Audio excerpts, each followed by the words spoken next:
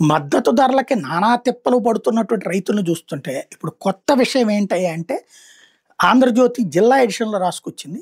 CCI cotton corporation of India ఏర్పాటు చేసిన పత్తి కొనుగోలు కేంద్రంలో రైతు జేబుకి చిల్లులు పడుతోంది. అక్రమాలకు అడ్డుకట్ట వేయాల్సిన వాళ్ళే అన్నదాతలతో ఆడుకుంటున్నారు. సాధారణంగా పరీక్షల్లో 100కి 35 మార్కులు వస్తే పిల్లల్ని టీచర్లు పాస్ చేస్తారు. అట్లానే రైతులు తీసుకొచ్చిన పత్తి బండి సీసీఐ కొనుగోలు కేంద్రం లోపలికి వెళ్ళాలంటే క్వింటాల్‌కి ₹20 చెల్లించాలట. అట్లా చెల్లిస్తేనే పాస్ ఇస్తున్నారట. లేదంటే లోపలికి పంపేది లేదని మంకుపట్టు పడుతున్నారట. ఇది ఇప్పటికి చిన్న దోపిడీలా కనిపించిన కొనుగోలు పూర్తయ్యేసరికి కోట్లకి చేరుకుంటోంది. ఉమ్మడి గుంటూరు జిల్లాలోని అన్ని సీసీఐ కేంద్రాల్లో ఇదే పరిస్థితి నెలకొనుంది.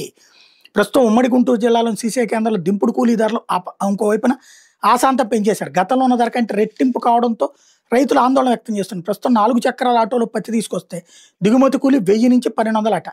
అదే ట్రాక్టర్లు తీసుకొస్తే ₹1500 తగ్గకుండా తీసుకుంటున్నారు. లారీలో అయితే ఒక్కో చోట ఒక్కో ధర వసూలు చేస్తున్నారు. దిగుమతి కూలీ వ్యవహారంలో ఒకే విధానం లేకపోవడం వల్ల రైతులు ఇబ్బంది పడుతున్నారు. చాలా సందర్భంలో ఈ విషయంలో కూడా గొడవలు జరుగుతున్నాయి. అయితే ఈ డబ్బులు 2 రకాలుగా కూడా రైతులను దోచుకుంటున్నారు. కాకపోతే ఇది జగన్ టైంలో అయితే కనుక జనరల్ ఎడిషన్‌లోకి వచ్చేది. బాబు టైంలో అయితే సిటీ ఎడిషన్‌లోకి వస్తుందన్నమాట.